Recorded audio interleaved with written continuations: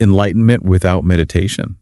I mean, how is that even possible? It seems like, kind of a contradiction. It's funny you should say that, right? Because it really does challenge everything we think we know about spiritual growth. We're practically wired to believe that hushing the mind is the only way to, achieve any kind of deeper awareness. Totally. Like meditation equals enlightenment. Yeah. It's practically a given, right? Yeah. So when I first heard about the yoga of non-meditation, I was like, wait, what? Is that even a thing? But these excerpts you found, this Dan Brown yoga of non-meditation, they suggest a completely different approach. Like maybe the wisdom we're searching for is already within us. Yeah, exactly. It's like we've been looking for this like missing piece outside ourselves when it's been here all along, right under our noses. Okay, I'm totally intrigued, but my mind's already doing gymnastics trying to wrap around this concept. Where do we even begin to unpack this whole thing? Well, the source, it kind of breaks down the whole path of non-meditation into these 3 distinct stages. And get this, the very first one is called recognizing wisdom. I don't know about you, but that sounds a bit like a riddle to me. Recognizing wisdom. It's like, shouldn't we know if we stumbled upon wisdom? Right. You'd think so, wouldn't you? But it's not about suddenly gaining knowledge or having some kind of, out-of-body experience. This wisdom, it kind of sneaks up on you. It emerges spontaneously, the text says, and it happens after, get this, you've mastered this super specific type of samadhi. Imagine reaching this state of crazy deep meditative absorption. So we're not talking about your average everyday meditation here. Yeah, no, not at all. This is next level stuff. But the point is, it's not something you actively pursue, it just kind of appears. So it finds you. Exactly. Think about it this way. Okay. Imagine you've been lugging around this super heavy backpack your whole life. You're so used to its weight, it's become normal. Then one day you just put it down. You haven't gained anything new, right? But that release, that feeling of lightness, that's the wisdom being revealed. It's realizing, hey, I am not these burdens, these thoughts, this way. I'm something way more expansive. Oh, I see. So it's not about adding something new to ourselves, but rather letting go of all the stuff that's been blocking the wisdom that was always there. You got it. It's recognizing the wisdom of your true nature. Remember that aha moment when you finally remember where you put your keys. You didn't learn anything new. You just remembered something you already knew. I totally get that. So it's like this sudden remembering, a reclaiming of what we already possess. Mm-hmm. And what's even more wild is that the text says this whole shift in awareness comes with these really significant changes, less attachment to things, more peace where anxiety used to be, even a different outlook on, the whole impermanence of life, even death. Yeah. And it makes you wonder, right? What else is possible if we could just tap into this inherent wisdom more often? For sure. So how do we get there? What's the next step? Well, that's where the second stage comes in. The source calls it setting up wisdom. And honestly, that name feels a little, vague. Setting up wisdom. So it's we're creating the right conditions for this inner wisdom to kind of blossom and flourish. You nailed it. And according to the text, there are 2 major elements to this stage. First, we need guidance from a teacher, someone who's been there, done that, And second, we need to cultivate something they call real recollection. Okay, I get the teacher part, having a seasoned guide to help navigate this, inner landscape.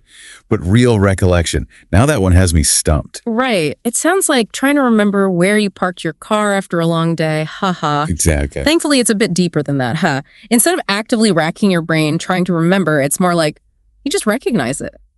Imagine spotting a familiar face in a crowd. It just clicks, right? No mental gymnastics, no searching for a name. It's just there. So it's that effortless awareness, that spontaneous recognition. You got it. The text calls it a limb of enlightenment, almost like a natural extension of that innate wisdom we were talking about. This is blowing my mind, honestly. It's so different from how we usually approach enlightenment, It's not about forcing ourselves, but about creating space and allowing something to emerge. Exactly. It's like shifting from a doing mindset to a being mindset. Sure. And you know what? This shift is what ultimately sets the stage for the third and final stage. Are you ready for this? The source calls it benefit. Enlightenment. Benefit, enlightenment. Okay, now you're really speaking my language. What exactly does that entail? This is where things get super interesting. The text actually outlines 3 distinct moments of enlightenment. Get this. Basis enlightenment, path enlightenment, and fruit enlightenment. Wow, okay. Those are some pretty hefty terms.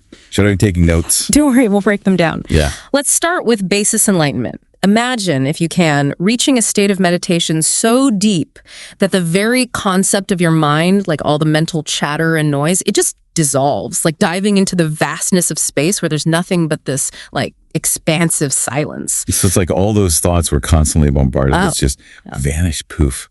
Exactly. The Source describes it as pure, uncluttered awareness, free from all the mental constructs we're so used to. It's a pretty radical idea, isn't it? Radical is a good word for it. And to think that's just the first taste of enlightenment, according to this yoga of non-meditation thing. It's wild, right? Next up, we've got path enlightenment. And that's where you bring that stillness, that quiet you found back into like everyday life.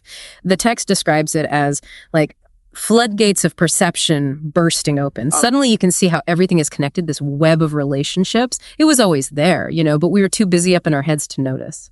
So instead of just some crazy experience during meditation, it's like that awareness starts to impact everything you do.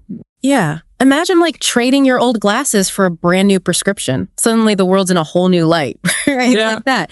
Instead of seeing just like separate things happening, you understand it's all part of this big, interconnected dance. Okay, that does sound pretty life-changing. Yeah. But we've still got one more enlightenment to go, right? What about fruit enlightenment? Is that like the grand finale of the Enlightenment trilogy? It's the big one, for sure. Imagine that vast awareness we were talking about, the one that pops up during basis enlightenment. Now picture that as your like default setting all the time. That's fruit enlightenment, according to the Source. It's where your ordinary mind, the one that's always analyzing and chattering, becomes basically inseparable from that enlightened awareness. So enlightenment isn't just this fleeting thing. It's like your everyday reality. Exactly. And here's the kicker. You get there by letting go of the striving. You stop chasing it and boom, there it is. It's like this built-in wholeness we already have, Okay, I'm with you on the dissolving the mind stuff, but part of me is like, how does this work in like real life? Traffic jams and deadlines and dirty dishes aren't exactly known for their peaceful vibes. How do I tap into that when like life's being its usual chaotic self? That's the beauty of this yoga of non-meditation thing. It's not about escaping the mess. It's about facing it with a totally different type of awareness. And get this, the Source uses the image of a shepherd with their flock. Okay, I think I see where you're going with this. Think about it.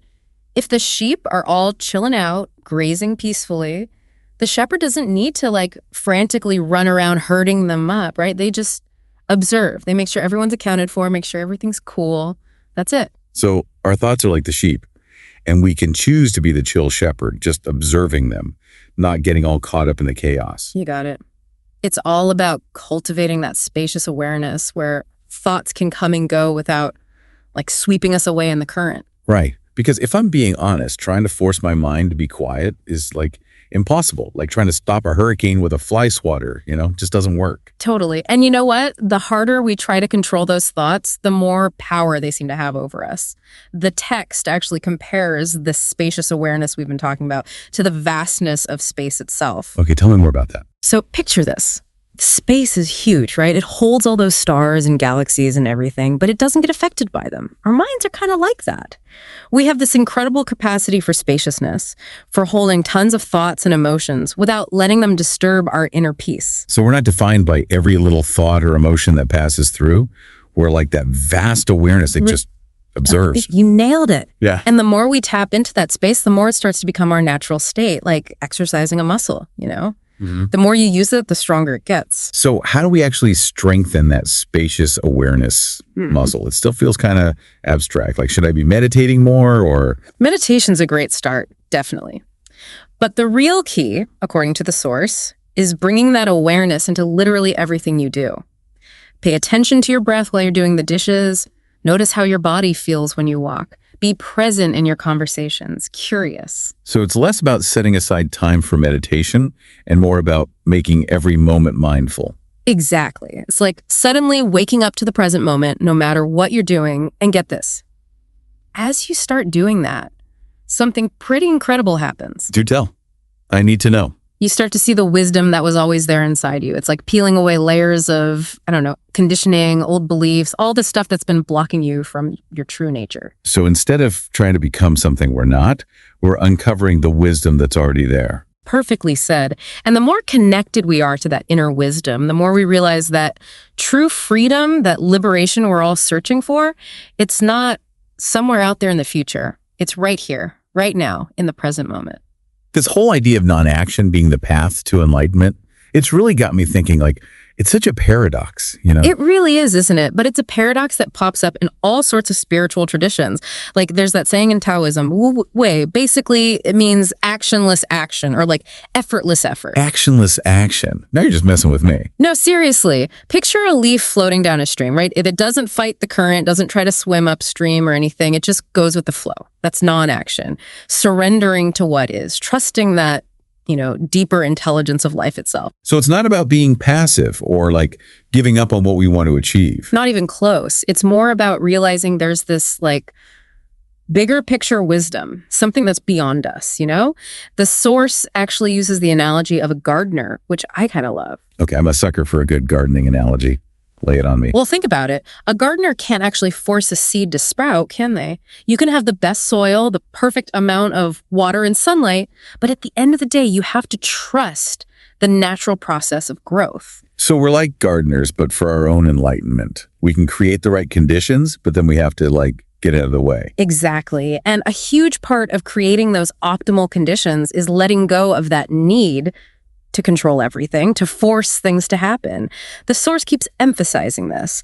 Non-meditation is about less effort, not more. It's so counterintuitive, right? Yeah. We're so used to hustling, making things happen, that this whole surrender thing feels almost radical. Right. But what if that's the key? What if true enlightenment comes when we let go, when we allow things to unfold naturally?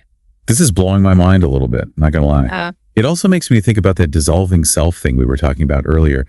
If enlightenment is about realizing that our true nature is this vast awareness, then what happens to our individual sense of self? Does it just disappear? That's the million-dollar question, isn't it? People have been debating that for centuries. And honestly, there's no simple answer. But the source offers a pretty cool perspective. Remember that whole space analogy? How space can hold all of those stars and galaxies without being affected by them. Yeah, I loved that one. It really painted a picture. Well, maybe our individual selves are those stars and galaxies. We're these unique expressions of one big universal consciousness. So we're still unique, but also part of something much bigger. Exactly. Like waves in the ocean, right? Each wave is distinct, but it's all just water in the end. We rise and fall, but the ocean stays the same. That's beautiful. So maybe enlightenment isn't about destroying the ego. It's about realizing that it's just one small part of something way more profound. You got it. And when we settle into that awareness, we tap into this wellspring of peace, compassion, wisdom, all the good stuff. It's like coming home. This whole deep dive has been incredible, truly. Yeah. And honestly, I feel like we've only just scratched the surface of this yoga of non-meditation thing. There's definitely a lot more to explore, but that's the beauty of it, right? It's not about memorizing a bunch of rules. It's about staying curious, being open, and seeing what happens when we let go of control. Such a good reminder that sometimes the biggest transformations come when we stop trying so hard. Couldn't have said it better myself. And on that note, why don't we leave our listeners with one final thought to ponder? If enlightenment isn't a destination, but a way of being, how can you bring more of that spacious awareness, that effortless effort into your own life starting today?